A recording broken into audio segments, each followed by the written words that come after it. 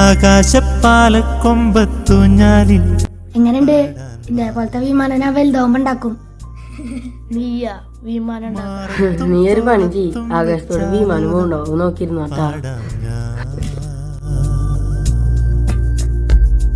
ആകാശപ്പാലക്കൊമ്പത്തൂഞ്ഞാലിൽ ആടാൻ വാ,